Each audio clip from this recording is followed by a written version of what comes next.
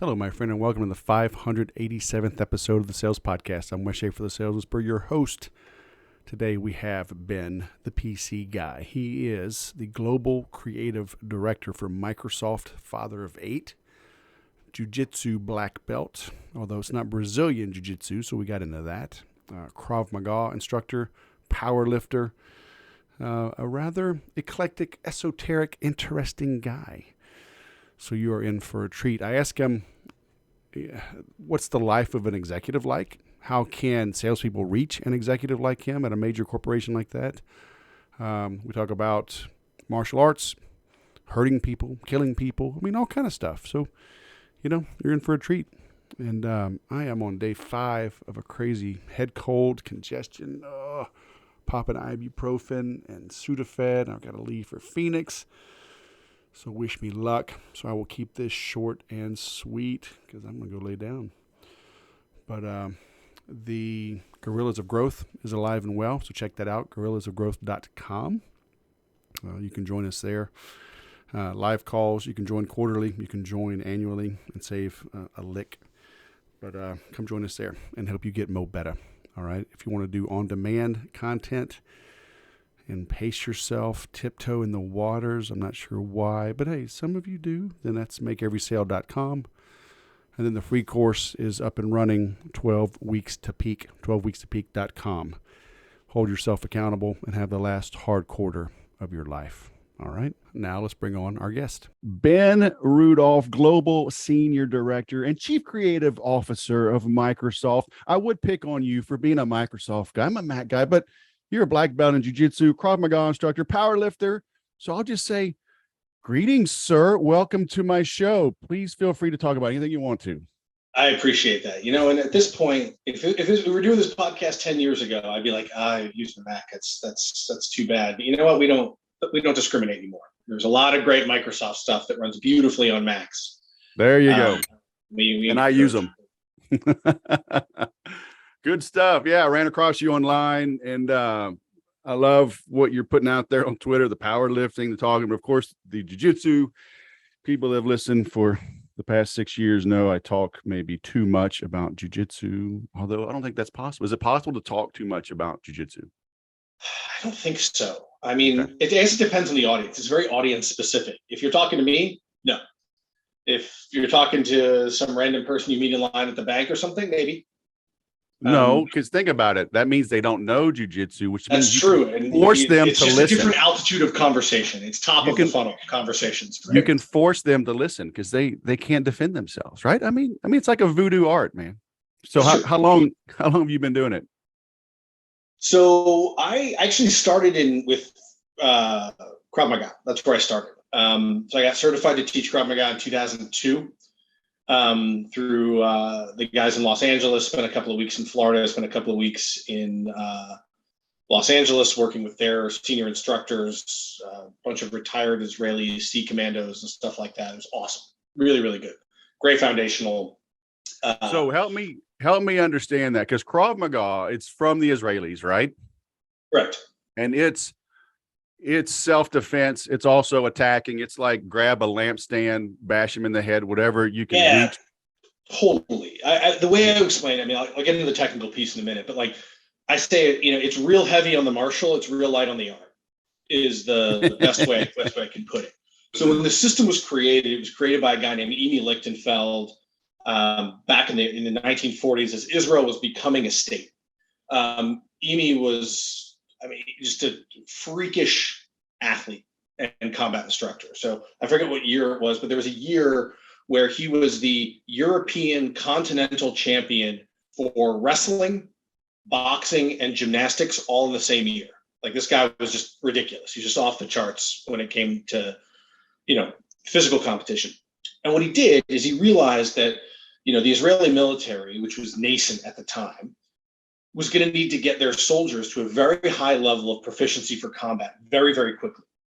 So what he did is, with a variety of other instructors, is he kind of like looked across the world of martial arts, right? This big, vast world from judo and jujitsu and wrestling and boxing and karate and taekwondo.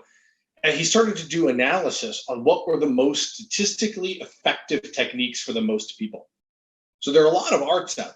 Like I'm 6'1", I weigh 230 pounds. I am not a Taekwondo guy. I'm not fast enough for it.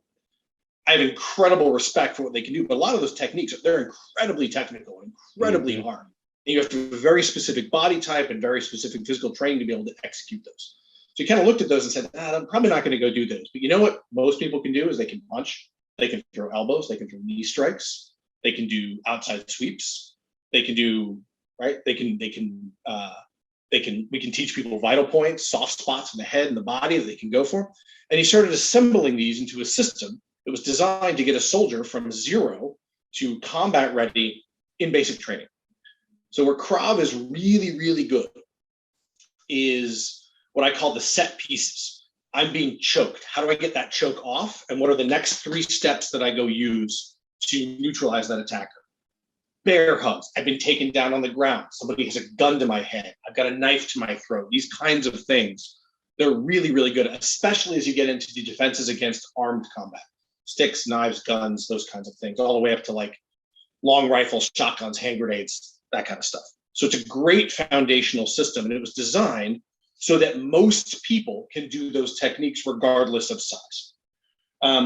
What I realized, though, is that Krav is an incredibly good system, but it's not the only system, right? And when you start training, you kind of realize you're like, okay, this is my thing, and it's the best in the world, and I can roll with anybody. And then you start meeting other people who are black belts in Brazilian Jiu-Jitsu or Aikido masters, and you kind of get your butt handed to you a little bit, and you go, wow, there's a lot more that I could learn. So I started training, and my background was actually in Japanese Jiu-Jitsu, so not in Brazilian Jiu-Jitsu, Japanese Jiu-Jitsu. I started training with a group based out of Bethesda, Maryland, when I was living in DC. It was practicing a style called Kindai-ryu Jiu-Jitsu, which is it was an older style of Jiu-Jitsu, but it was a battlefield style. So it was designed in a very similar way to Krav Maga, that if I'm a samurai 1,000 years ago and I lost my sword, how do I defend myself? So it's less on the ground, more stand up, a lot of locks, chokes, and throws, but it was designed with I'll put a street mentality, right? To be able to neutralize my attacker and then either, beat that person in single combat or escape the situation. And I found when you started to put together the kind of ground and pound stuff from Krav Maga, the really heavy duty, like the elbow stuff and the knee stuff, plucks and all that kind of stuff, with the stand-up leverage techniques of jiu-jitsu, you started to become a much more rounded, fighter and teacher and competitor. So that I got my black belt, I think, in 2005. So a long time. That was a really long answer for a short question, but I basically trained since 2001. Yeah, cool. Yeah, I'm always torn. I see these classes, particularly aimed at women, come to this weekend self-defense thing. And it's like, it's probably better to know something than to know nothing, but it takes a long time to become proficient. And it's like, it's more of the attitude, right? You don't have to train a mother to protect her children, right? If their child is in danger, that mama bear will come out and they'll do whatever they have to do to protect their child. And it's like, I want to instill in people, especially women, that attitude, right? Like poke the eyes, stomp the groin, Master Ken, right? Restomp the groin. It's like, you just have to be if you don't have that attitude, all that training is going to, a weekend thing. And then 6 months later, a year later, you're attacked. You won't remember any of that. You need to be mean. You need to be willing to hurt the person. There's a certain level of muscle memory that just comes from repetition. Like my jiu-jitsu Shihan always said, you'll spend 25 years for training for 5 seconds of actual combat if you happen to get attacked. Right.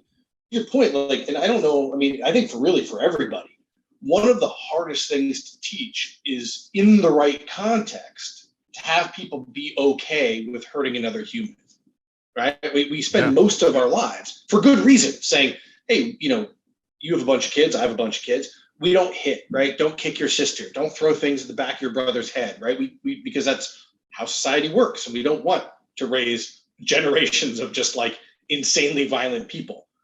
But getting people to kind of rationalize that, there's a certain set of rules for everyday life and everyday society and how we deal with other people, how we respect people's physical distance, all those kinds of things, to a moment where somebody has chosen to break that social contact and they are actually attacking you.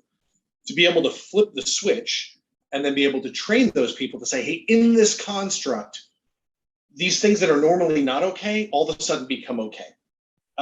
So like the attitude piece, it's difficult, right? Because people are legitimately worried about hurting other people. And I think I look at it and I go, that tells me a lot about, it gives me hope for humanity, that generally speaking, most people don't want to hurt other people. Right. But we also have to be ready to do that if we are in a situation where someone's trying to abduct your kid, or you're being sexually assaulted, or you're being mugged or approached with deadly force, or someone's in your home. And then all of a sudden, the kind of general rules of society kind of go out the window, and you're in a very different construct for a very short period of time.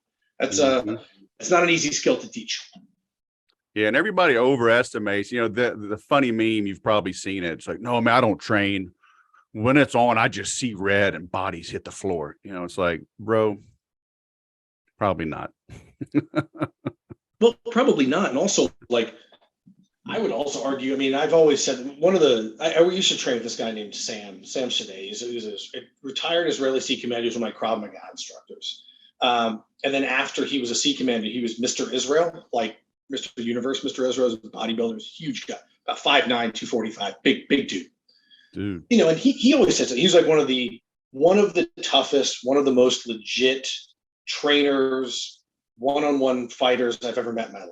Super smart guy, incredible physical specimen, and really insightful. And he's like, listen, like at the end of the day, winning a fight, a real fight, not a ring fight, not a scuffle, like somebody's actually trying to hurt you or kill you or hurt or kill someone that you love.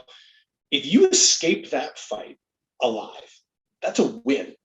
Yeah. So when people try and act like tough guys, they're like, it's gonna be like a Bruce Lee movie, and 10 seconds later there's gonna be 10 guys sprawled out on the ground. Like, I make sure to train my students, or when I was teaching, train my students, like, look, if you can disable that person temporarily and you can get out of that situation, great. If we can talk that situation down and escape before a punch even gets thrown, that's a win. So like, I'm with you. I'm very skeptical of people who, want to be tough guys. Because they've watched enough Arnold Schwarzenegger movies, and he beats the crap out of 15 guys in one shot, and that's awesome. I love watching movies like that. But anybody who's actually been in either a ring situation or an actual life-threatening situation knows that's not how it works, right? Bruce Lee doesn't beat 12 guys at one time, because 12 guys just jump on top of you, and that's the end of it, right? No matter, even if it's somebody of his level of physical and technical skill, you can't. It's movies. They're set up that way for a reason. So like, extricating yourself from that situation, being able to say, hey, I talked my way out of a situation. I backed off, right? I took the hit to my pride and let the other guy be a tough guy so I can go home and see my family. That's fine, man. I'll do that any day of the week. Mm-hmm. Yeah, it's funny you say, 25 years of training for 5 seconds of combat. And that's how they always describe the military to us. It's like 99% boredom, 1% sheer terror. Like, oh crap. But you got to train for it. Right. I mean, and that's why you train, right? In a moment of crisis, you default to your highest level of training. Everybody gets scared in those situations. Yeah. Everybody does. I don't care who you are. I don't care if you were the most elite soldier. I don't care if you're a UFC champion. I don't care if it's me or you. When that moment hits, your body reacts. Yep. And then your training kicks in, and you're able to tamp that down, analyze the situation, and deal with it. And it's why police drill. It's why military drill. It's why we go to, jiu-jitsu class 3 times a week. It's why you go hit the weight room. It's why you do all that stuff, so that you have the muscle memory and the training to deal with it. Yep. So what's up in Microsoft, man? Give us some insight. Most people listen to this, they're entrepreneurs. There's some W-2 type, quota carrying salespeople. How much are you involved in like roadmaps and stuff? And like, what are you seeing in a sales related and marketing related environment? Like what's happening in this landscape, right? We got crazy interest rates. Housing has peaked. Looks like cars have peaked. We probably got a recession coming. How as much as you can speak to this, I know it's not maybe necessarily your exact world, but like, what do you see from a big business? How do you approach this market and stand out? And what are some tips like some smaller guys could apply, can learn from Microsoft to win in this environment? Yeah, sure. Just really quickly on like my team. So I lead strategic comms and marketing for what we call industry solutions. So if you think about all of our verticals, automotive, healthcare, life sciences, education, government, public sector, all those kind of things, my team handles all the kind of strategic comms with our most strategic customers, pitches, proposals, content, executive meetings, all that kind of stuff. So like if we are engaging with the C-suite at a major customer, my team designs it and builds it, how we show up, all that kind of stuff. So we kind of sit at the intersection of, we're not account managers. We have account teams that go do that. We're not what I would call true product marketing, or thinking like, here's why you want to buy the next Surface, or here's why Azure is so great.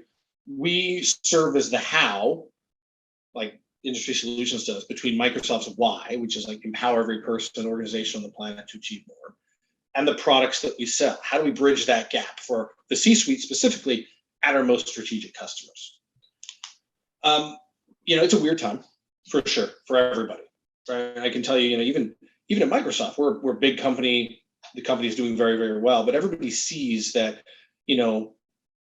things just are weird. That's the best way I can put it. They're weird right now. I think the stuff that I'm starting to see is, an increased, it's not even a decrease. Let me rephrase that. It's not even a decrease in willingness to buy or willingness to engage. It's not a decrease in investment for the long-term horizon. What it is like, it's a pivot in investments, right? It's less about the blue sky. What are things going to look like in 20 years? It's a little bit of that, but it's about like, cool, like what are the investments that I can make to be resilient now to make sure my business stays afloat and then we can weather all the weirdness that's happening? And how do those investments then parlay into how my industry is going to advance over the next 5 years? So like we're still seeing, a very deep investment, from customers in things like hybrid work.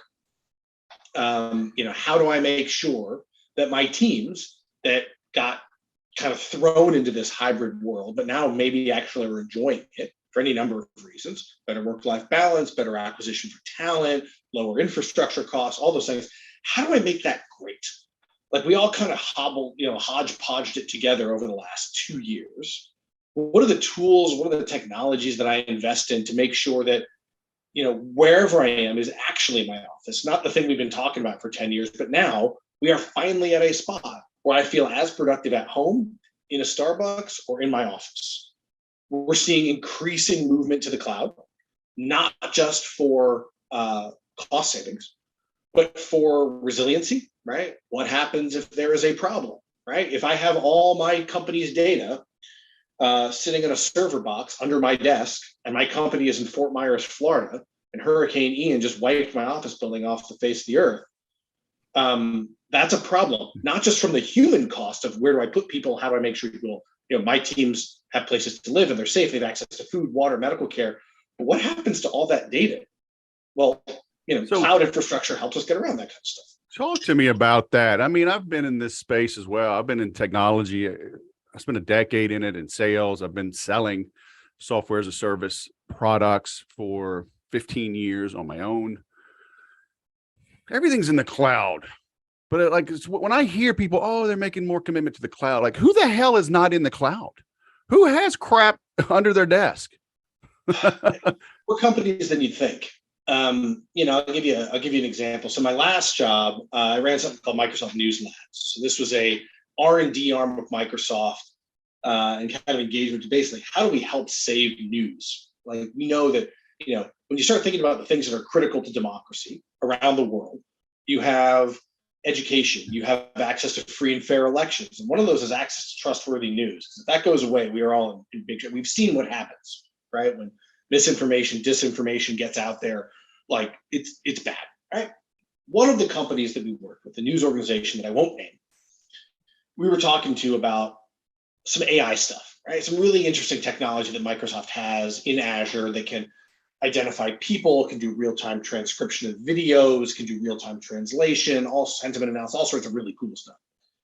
And we said to this news organization, it's a big news organization, very reputable, not a huge one, but like very, very reputable. How do you manage all of your video now? Like, hey, we can do all this stuff. And they were like, we love it. I was like, great. Well, I mean, a big part of that is we got to get the data in Azure. Where is it now? And the head of video production for this very reputable news organization, which you have probably read in the last month, opened up a filing cabinet in her desk and said, everything is on hard drives in here. This was 2 years ago, 3 years ago. So I was shocked, right? And I was like, okay, what happens if there's a leak in that ceiling tile right there? All of your footage from like the 1960s onward is gone. It's a problem.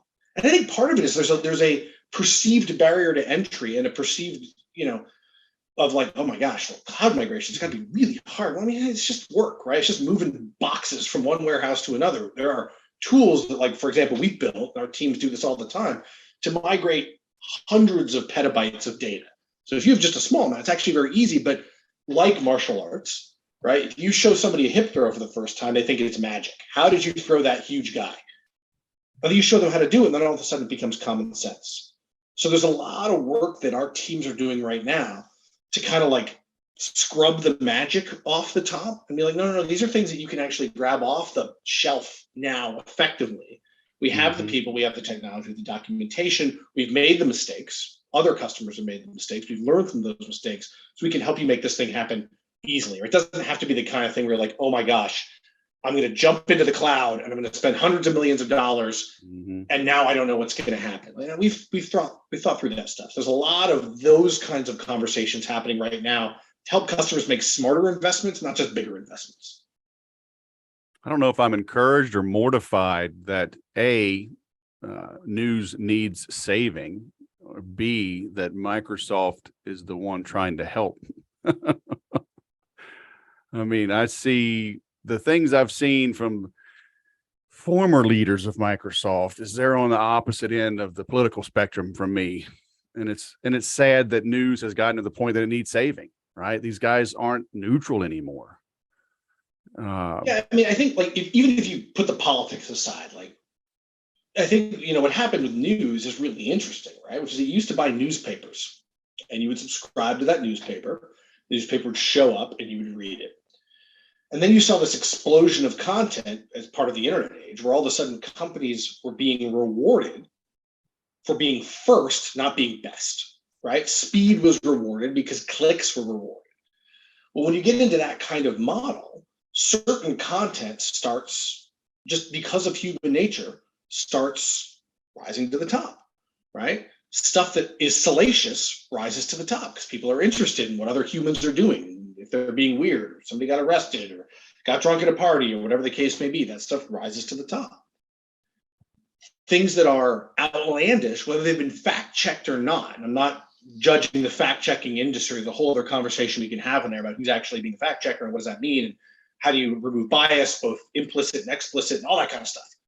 But like when something happens, I think the story that I was thinking about was like the Megyn Kelly story, where it was like reported that she had been fired. She hadn't actually been fired, but it made its way around and got like hundreds of millions of views. Why? Well, because Megyn Kelly is a very well-known person. She was a little bit controversial. People wanted to see what was going on, and they just shared it without doing their own research. And it's hard to do that in a world where there's social media and all those kind of things.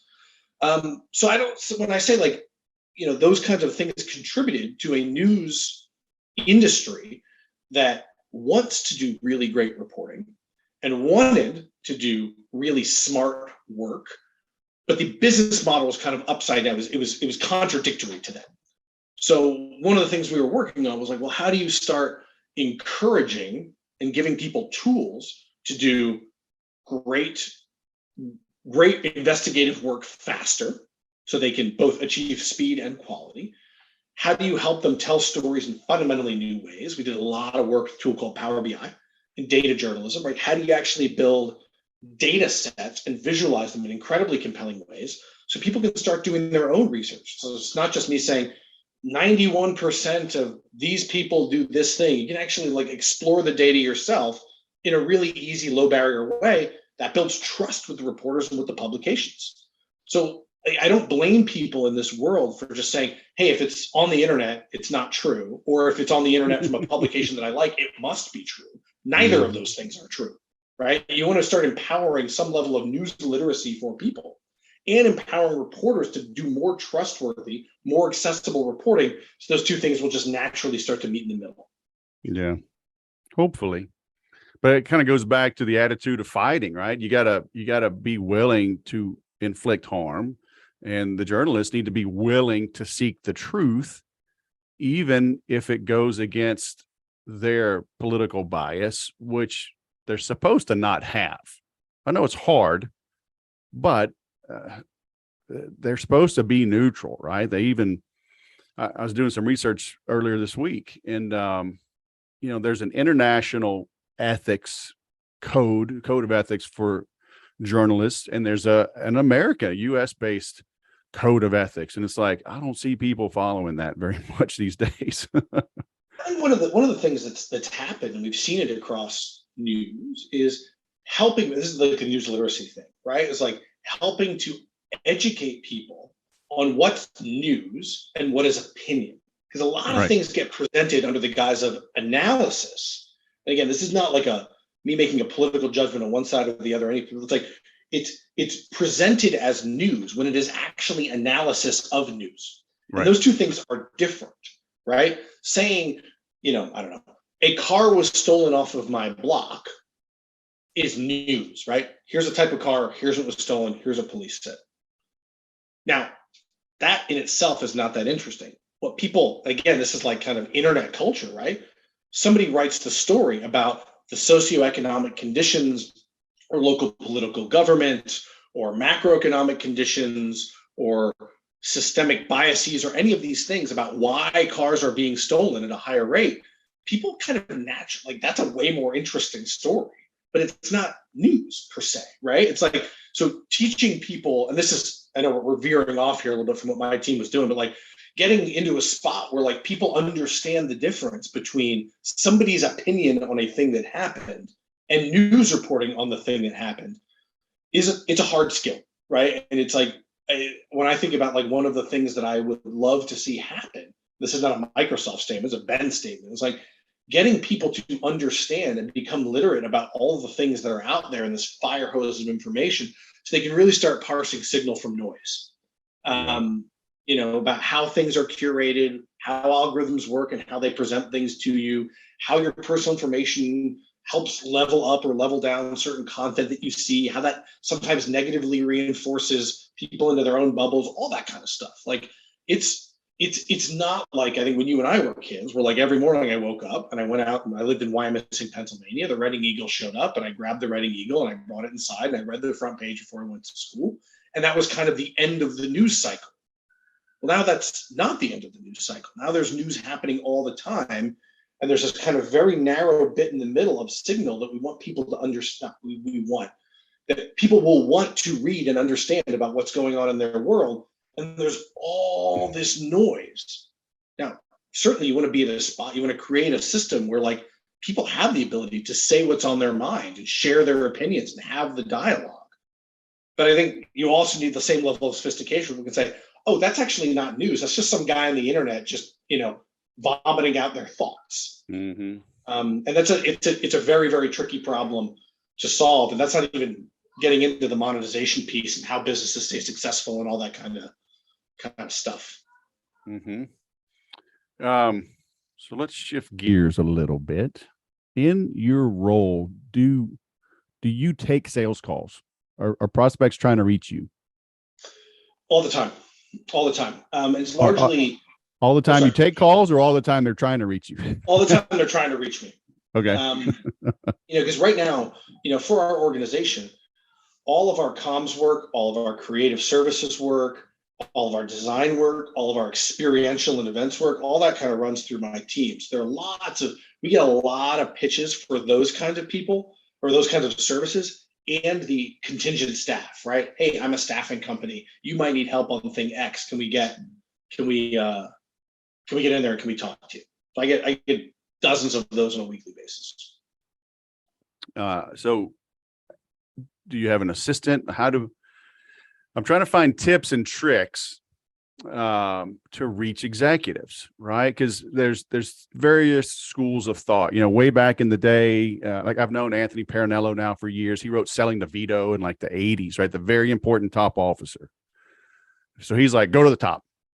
And others are like, well, maybe go to the middle. Others are like, go to the bottom and make some friends, work your way up through the hierarchy, understand how things are truly used, bring those case studies back up to the top, arm them to sell internally, because it's true. I mean, even if you love me and I'm badged in, I'm not in every meeting. I'm not there all the time. And an outside salesperson is only going to spend like 0.5% with you. So I need to have that supporter, that coach, that champion that can sell internally for me. Right. So there are all these different schools of thought, but I know most people are afraid to call high, right? Oh, I'm not worthy. He's a global guy. I'm just a 90K salesman. I'm going to go lower. What can you say to inspire those guys? I mean, listen, you've done this for a long time, and so have I. I think the big thing for me is come to me authentically and come to me with something that's actually personalized and relevant. Like, show me that you've actually done the work to understand the type of things that my team are doing and how you can help. Nothing infuriates me more. I mean, I get hundreds of these a day, all of us do, right? Somebody hires some lead gen some company, and I get the email from some rando company. They say, hey, Ben, I've been looking at Microsoft, and I think that you would be a great fit for generating more sales leads. And I read that and I'm just like, we're good, man. Like, we're like, sure, we can always use more business, but like there are tens of thousands of sellers at Microsoft who are the best in the world at what they do. They are fine on lead gen. You know what I mean? Like, there are always ways to get in higher, and there are companies where we want to get better relationships with the C-suite and all those kind of things. The places that and I had one guy contact me. They did video production, and he tried to bribe me, which was like the grossest thing I've ever seen, where they said, hey, we're an authorized vendor for Microsoft. We do great video work. I'd love to send you some AirPods if you take this meeting. And I was just like, oh, it's so desperate and terrible. And like, not even forget the ethics component of it, of like, I don't want to hire a vendor that bribed me to get my business. It's just like, it was really gross as an opening move. The vendors that I've worked with and that I choose to work with, some of them are long-term relationships. Some of them are actually former Microsoft people who started their own companies, or people I knew and trusted. So it was easy. The relationship pre-existed. The people that cold call me, or the people that cold email me or warm email me, I find LinkedIn is way better than like email for me, because it provides some level of immediate trust and immediate respect. When somebody pings me and says, hey, we're working on this thing. I see that you're in this space. We're doing similar things.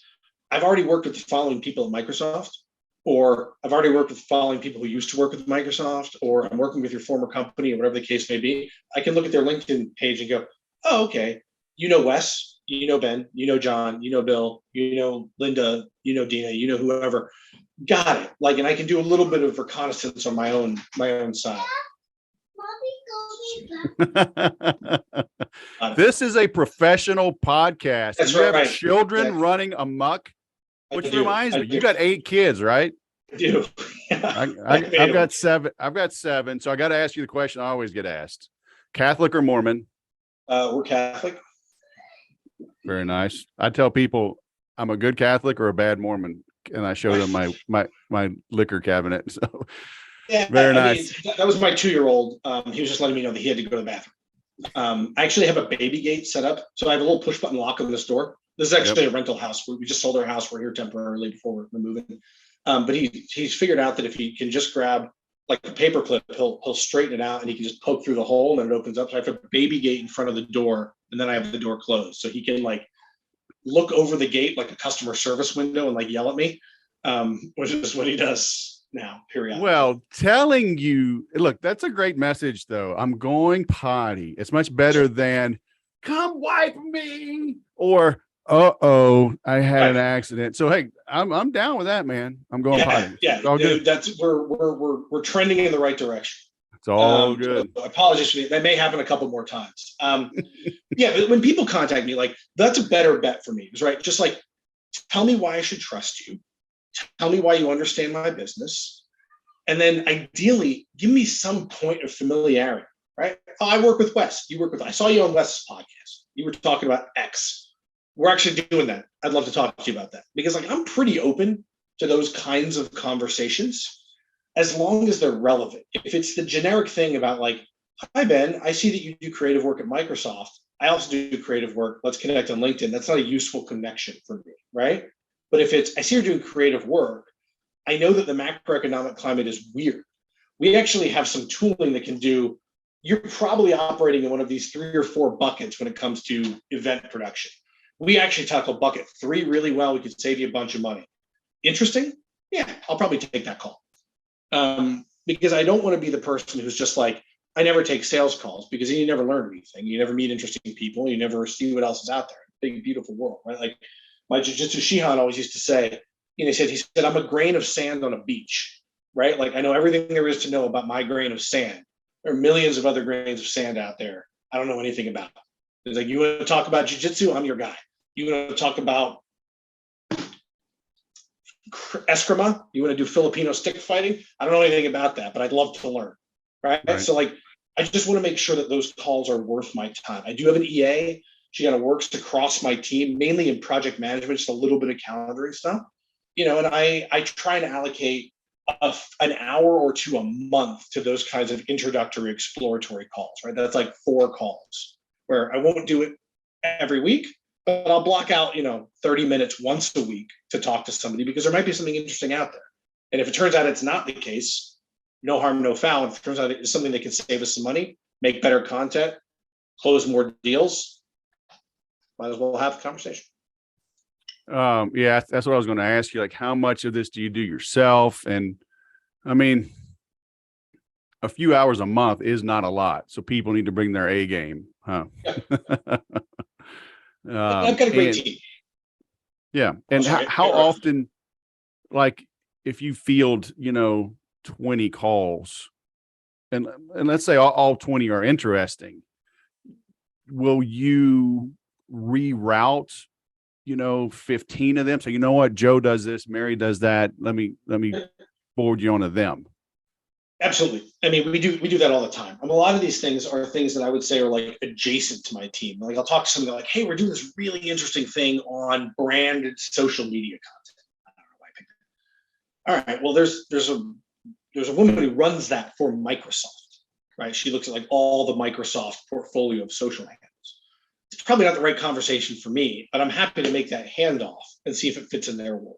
Mm-hmm. I also, I have a team, right? I have domain-specific expertise on design, digital, experiential. Somebody runs my studio, our creative directors, those kinds of things. So like sometimes it's just like I can read this and I can do the warm handoff to somebody on my team as, you know what?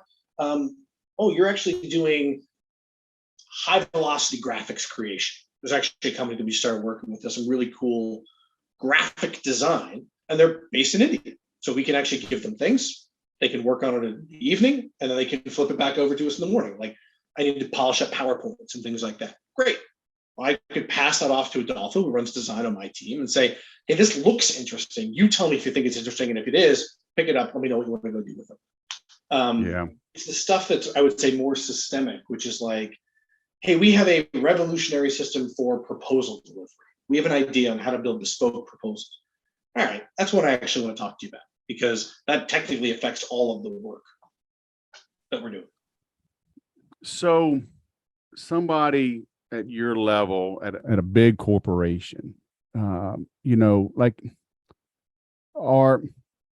should executives in these types of roles, should you be super, super busy, jam-packed, or like more of an empty calendar where you can kind of think and ponder and plan?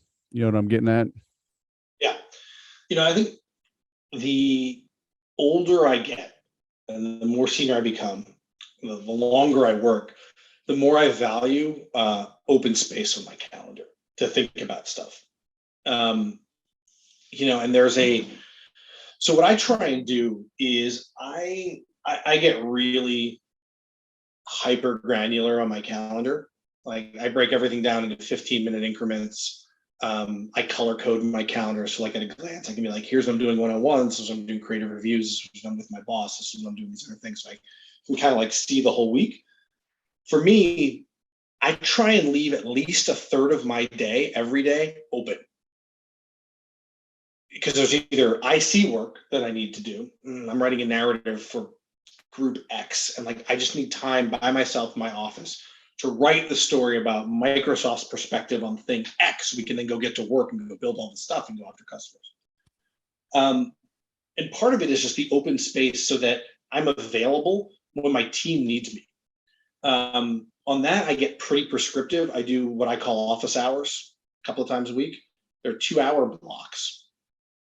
And they are, in a virtual world, they're 20-minute sessions that people can just book. Like I have it blocked on my calendar every day or twice a week right now.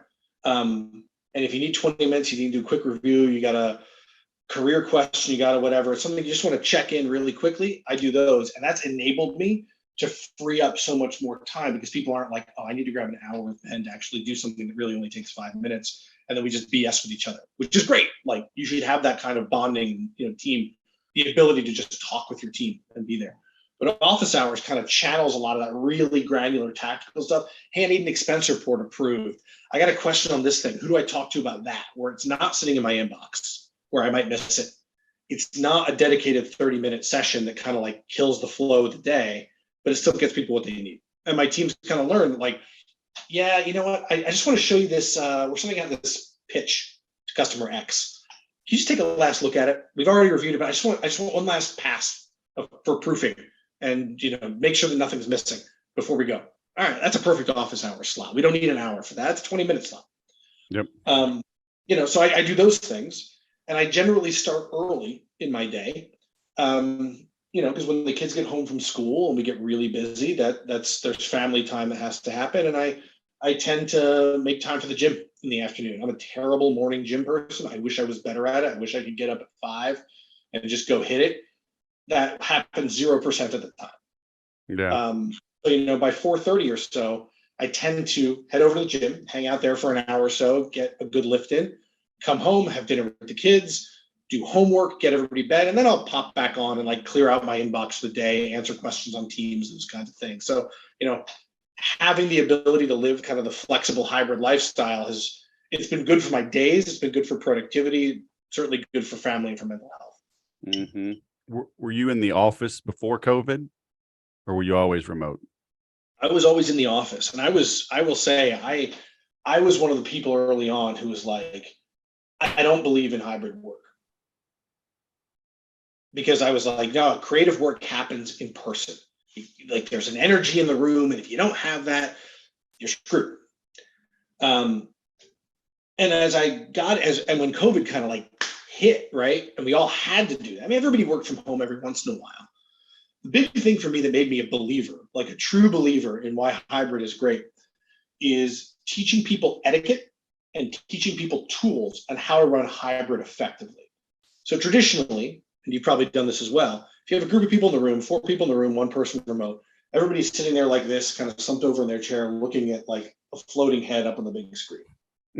And then side conversations happen, and the person on the screen is like, what are you guys talking about? Like, or I go over to the whiteboard and I do something and like, I can't see. And then somebody takes a picture and it sucks. So we've done a couple of things. Like we kind of embraced the tool set that Microsoft makes, and not just because we make it, because it's good. Like we're all on Teams. Teams has whiteboard built into it. So if you have devices like Surfaces with touch screens and pens, you can actually flip your device over and you can share a virtual whiteboard. We keep our laptops open with our cameras on, even if we're all talking. So everybody's kind of in the same boat, or they all look like you and I do right now, with like the floating heads and a blurred background. But it's not just the remote people who feel remote. Everybody has a bit of a hybrid experience. So we've trained people on how to operate. We've built the tools to be better for that. Hybrid's great. And I got to tell you, like as a hiring manager, I've hired 2 people in Texas. I hired somebody in Florida. I still have a big crew up here in the Seattle area. We have somebody in Michigan. we're hiring better talent, right? Higher level top talent, because we don't have to ask people to relocate anymore, right? For a lot of people, there are family reasons or personal reasons. You know,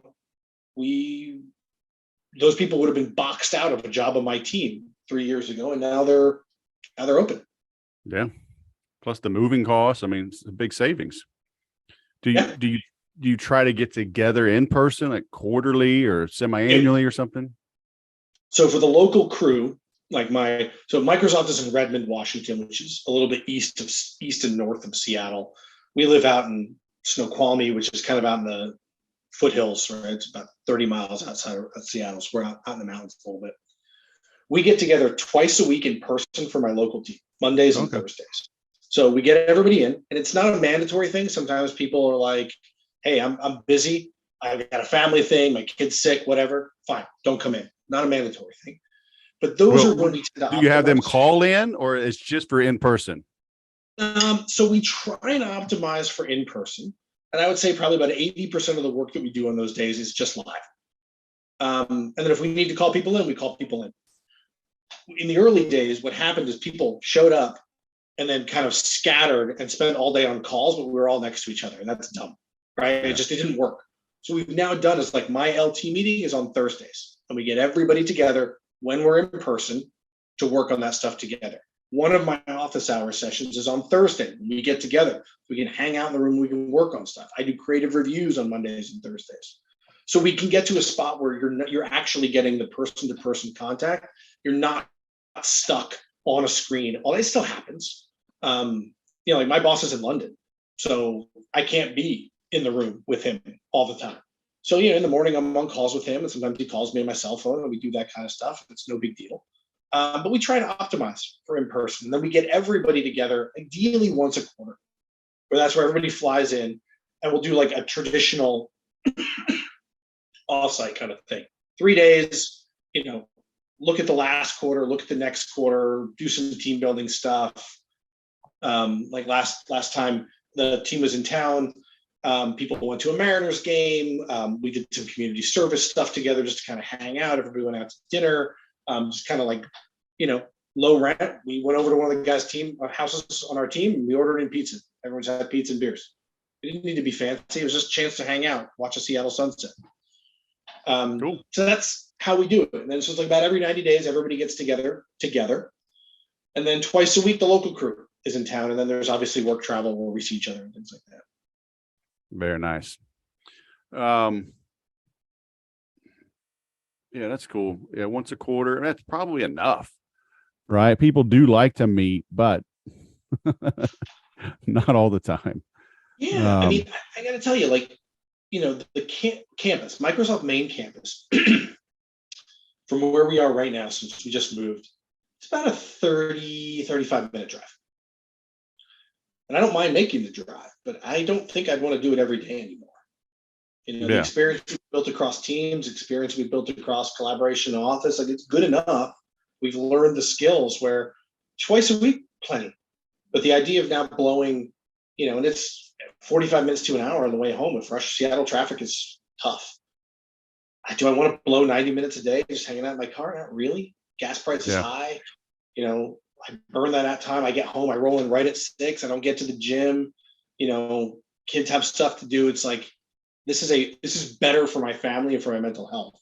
And we've worked around the days where I have to go into the office, right? We know that, I'll take the kids into school in the morning, then I'll go into the office. My wife will pick them up from school and come home. So like, we've been able to architect around those days as opposed to every day dad is gone from 7:30 in the morning until 6. Yeah. So is it a full day when you're in, or is it like half day for everybody, or what do you do? We're in a full day. And I'll generally say we start a little bit later, not because we're like lazy software people, but because we tend to have calls with our Europe team. Microsoft's obviously global with people in 80 countries just ahead of our team. So that's like the morning. I'll do like a morning round of calls and meetings with, like I said, my bosses in London. A lot of my key stakeholders and partners are in France. One's in Luxembourg right now. They're all over the place. So I'll do those calls. And then, when I have like a 30-minute break, I can run into the office. And then by like 9:30, 10, we're like in together.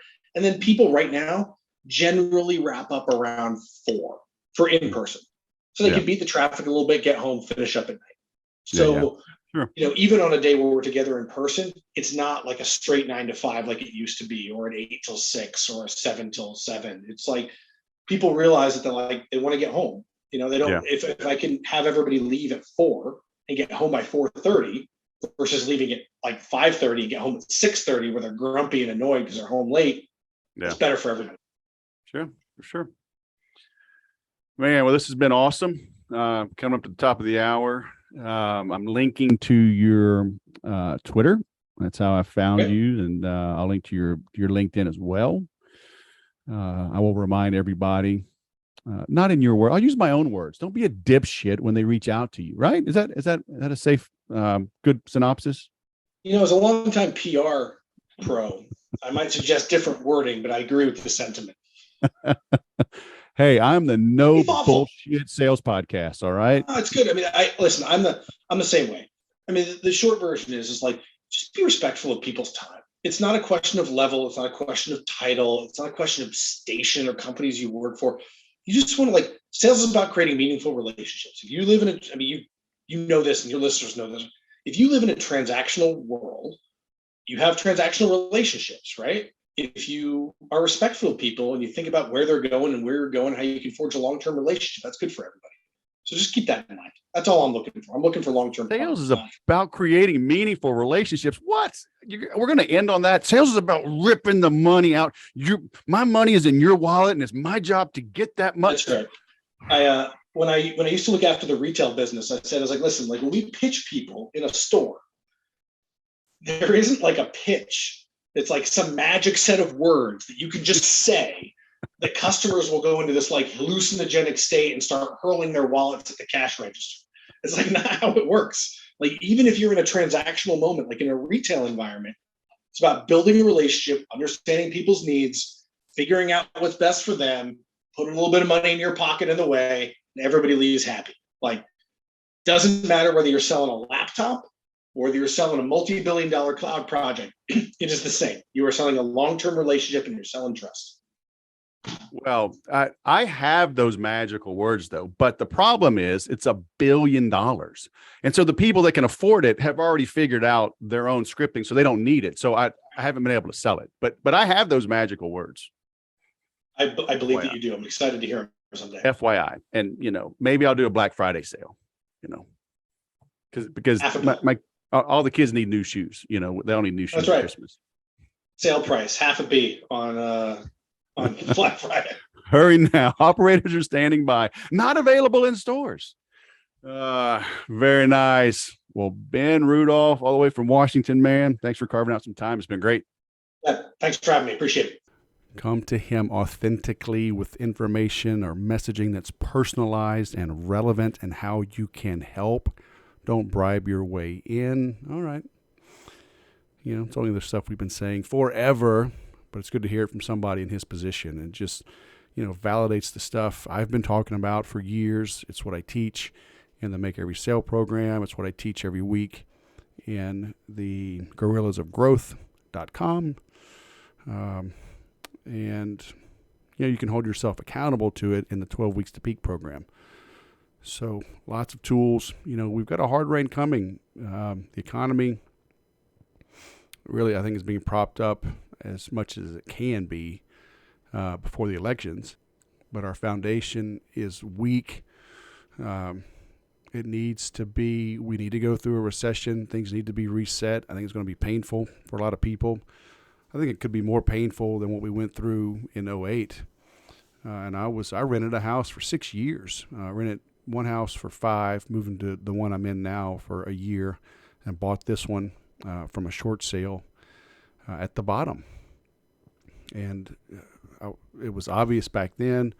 Seeing the things that I'm seeing now, it's I don't know how our nation, the world, gets back on track without a hard reset. So. But it doesn't mean people aren't spending money. People are still spending money. Amazon just invested $1 billion a year for 11 years to carry Thursday Night Football. So 1 game a week for 15 weeks for 11 years, $11 billion. So people are spending money out there. Okay. How good are you at finding it and setting yourself apart so you can get it? I'm working with people in the RFP space. They're helping companies land the biggest contracts of their lives in 90 days. I'm working with a guy in the commercial real estate space that is reinventing how tenants connect in commercial properties and returning massive ROIs to these commercial property owners and operators when they wake up and listen. But I'm helping him cut through the clutter. I'm helping him cut through their slumber. Okay, I'm working with a company that has reinvented how companies do invoices. All these interesting companies. Another teaches bankers how to more quickly, more efficiently find and approve good loans. You would think that would be automatic. That's their job, but they're not very good at it, believe it or not. And this company has 40 years of experience doing it. But again, all of them, it's like, how do we get their attention? And all of them hire me to help them find their voice and cut through the clutter. So you can hire me one-on-one and pay me more in a month than what you would pay for a year in the Gorillas of Growth program, or just join the Gorillas of Growth. I'm happy either way. The problem is I can't take on infinite number of clients doing one-on-one, but I can support hundreds and thousands in the Gorillas of Growth. So invest in yourself. Let me help you cut through the clutter. Prepare for this hard rain, okay? And I'm not saying this to scare you. I'm saying this to get you excited. All right? I made good money. I mean, hell, 2008, I started my Infusionsoft world, plunking down a lot of cash, committing to that program. Man, I made bank. That's one of the major pivots in my life. So you don't have to suffer through these hard times. Just prepare, okay? And take the correct action. And I'll help you do that as best I can. GorillasofGrowth.com. Now go sell something.